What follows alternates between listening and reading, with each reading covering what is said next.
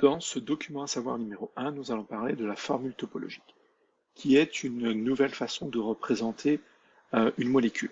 Et cette représentation va être une représentation extrêmement simplifiée.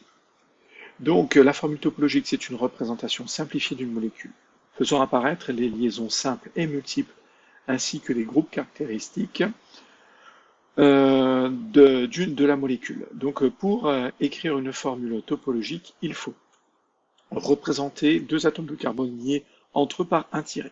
Finalement, on ne représente pas les atomes d'hydrogène, on ne représente pas les atomes de carbone, mais on va simplement représenter ici pour les atomes carbone-hydrogène, ou au moins les atomes d'hydrogène liés aux atomes de carbone, on va ne représenter que les liaisons entre carbone. Et c'est juste ça. Donc ça veut dire que les atomes d'hydrogène ne sont plus représentés, en tout cas ceux qui sont liés aux atomes de carbone. Les atomes de carbone ne sont plus représentés et il n'y a plus qu'un tiret, c'est-à-dire la liaison représentée par un tiret, la liaison covalente ou la liaison de valence, que l'on représente simplement pour représenter cette partie. Si la liaison entre deux atomes de carbone est multiple, c'est-à-dire si on a une liaison double ou une liaison triple, il faut représenter autant de tirets que nécessaire pour représenter cette liaison. C'est-à-dire si on a une liaison double, on représente 2 tirets. Si on a une liaison triple, on représente 3 tirets. C'est tout. Et bien sûr, on ne représente pas les atomes de carbone. Ne pas aligner 2 tirets consécutifs, car les liaisons, en fait, les liaisons dans ce type de molécules vont avoir tendance à, donc les liaisons entre carbone vont avoir tendance à former des angles de 109,5 degrés. Donc on n'aligne pas les tirets. Et vous allez vite voir, quand on va partir sur un exemple, que si on aligne les tirets, ben, en fait ça devient illisible. Donc on va créer un angle, on va créer finalement une suite de tirets en zigzag qui vont nous permettre de bien voir finalement où sont les atomes de carbone, sans les représenter. Et les atomes d'hydrogène liés aux atomes de carbone ne sont pas représentés, ni leur liaison. Et les groupes caractéristiques sont représentés par leur formule semi-développée. Donc finalement, le squelette carboné, c'est-à-dire l'enchaînement de carbone liés entre eux portant des hydrogènes, est simplement représenté par une succession de tirets, et les groupes fonctionnels, ou les groupes caractéristiques, eux, sont représentés par leur formule semi-développée, comme on le faisait classiquement.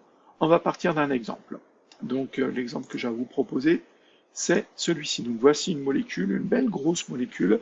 Donc avec ici, on va avoir donc une chaîne carbonée principale avec 1, 2, 3, 4, 5 carbones.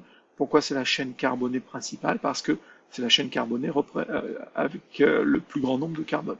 J'aurais pu prendre celle-ci, 1, 2, 3, 4, 5, mais ça ne change absolument rien. Il y a toujours 5 carbones, donc je vais obtenir la même chose. J'ai décidé de prendre celle-ci. Donc je vais commencer par représenter ça. Donc je vois quand même qu'il y a une double liaison carbone-carbone ici. Donc au départ, je vais représenter comme ça. 1, 2, 3, 4, 5. Donc je vais commencer par changer de couleur et je vais commencer par représenter un tiret. Ce tiret va représenter deux atomes de carbone. Il va représenter celui-ci et celui-ci. Le premier atome de carbone est de ce côté du tiret, le deuxième atome de carbone est de ce côté du tiret. Donc voilà, maintenant vous avez vu. Mince. Si j'efface tout. Donc voilà, donc je disais, ces deux atomes de carbone sont représentés par un tiret. Parce que de chaque côté de ce tiret, finalement au bout de chacun de ces tirets, donc vu qu'il y a deux sommets, il y a deux atomes de carbone. Finalement, tout se passe comme si je représentais cette liaison ici. Ensuite, je vais représenter un troisième atome de carbone en rajoutant un tiret. Et là, je crée un angle de 109 degrés. Pourquoi? Parce que si j'aligne deux tirets, ben en fait, je ne vois plus l'atome de carbone qui est au milieu. C'est-à-dire là, je pourrais dire, ben, j'ai un seul tiret, donc deux atomes de carbone. Alors que finalement, là, j'en ai représenté 1, 2, 3, en représentant ces deux tirets-là. Donc, je vais effacer cette partie-là. Et donc, j'ai représenté 3 atomes de carbone. Ensuite, je repars en zigzag, donc je vais monter, je remets, et là, j'ai représenté cette liaison-là. Je descends, j'ai représenté cette liaison-là. Je remonte. Donc là, non, je m'arrête ici, excusez-moi. Donc j'ai représenté 1, 2, 3, 4, 5 carbones, la chaîne carbonée principale. Et si je recompte, j'ai bien un carbone ici, 2 carbones, 3, 4 et 5. J'ai bien représenté mes 5 carbones. Ensuite, là, il y a une liaison double, donc il faut que je dessine un deuxième tiret sur le carbone numéro 1, 2, 3, entre le 3 et le 4. Donc 1, 2, 3, le 3 est ici, 3 et 4 est ici, donc je vais créer une autre liaison, donc je représente une liaison double. Donc j'ai représenté cette partie-là. Donc cette partie-là de la molécule est représentée. Maintenant, je vois que j'ai un groupe alkyle. Un groupe alkyle, c'est un petit morceau de chaîne carbonée qui est secondaire, c'est-à-dire qui n'est pas dans la chaîne carbonée principale, la plus longue. Donc sur le deuxième carbone, il y a un carbone qui est accroché. Donc comment faire?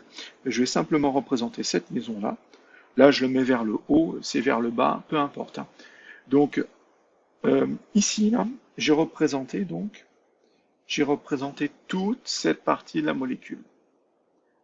Voilà, j'entoure. Donc en fait, j'ai représenté ici tous les atomes de carbone et des atomes d'hydrogène qui sont accrochés aux atomes de carbone. Donc voilà à quoi ça ressemble. Donc là, s'il n'y a que des carbones et des hydrogènes, voilà à quoi ça va ressembler. Je ne représente que des tirets. Les tirets ne sont pas très droits, un peu, mais voilà. Donc avec des angles créés entre chacun des tirets, c'est essentiel. Donc on part en zigzag, on avance en zigzag, et quand on va rajouter quelque chose, on le met par-dessus ou par-dessous. Ensuite, on dit donc les groupes caractéristiques. Les groupes caractéristiques sont ici le groupe caractéristique alcool et le groupe caractéristique amine qui sont ici. On les représente par leur formule semi-développée. Donc sur le carbone qui est en bout de chaîne, donc celui-ci et celui-ci, je vais rajouter NH2. Donc je représente la liaison et NH2, sa formule semi-développée. Donc je représente cette liaison et NH2. Voilà ce que j'ai représenté. Ensuite, je vais représenter cette liaison et le groupe OH. Cette liaison et le groupe OH. Donc voilà, on essaye de partir au maximum en zigzag et on rajoute, quand il y a une seule à mettre en dehors, on va le rajouter comme ceci. Donc voilà, j'ai représenté aussi donc OH. Donc par rapport à ma formule semi-développée que vous aviez en bleu, j'ai représenté la formule topologique ici en rouge et j'ai remis sur la formule semi-développée, j'ai repassé en rouge ce que l'on conservait pour construire la formule topologique. Et on voit maintenant tout ce qui n'est pas repassé, c'est tout ce qui a été supprimé. Donc on voit bien que c'est une représentation simplifiée de la molécule. Ça veut dire que finalement, si j'ai à représenter une chaîne carbonée de 12 carbones, je vais faire 1, 2, 3, 4, 5, 6, 7, 8, 9, 10, 11, 12. Voilà. Alors là, c'est pas très joli, mais ça va me permettre de faire beaucoup vite.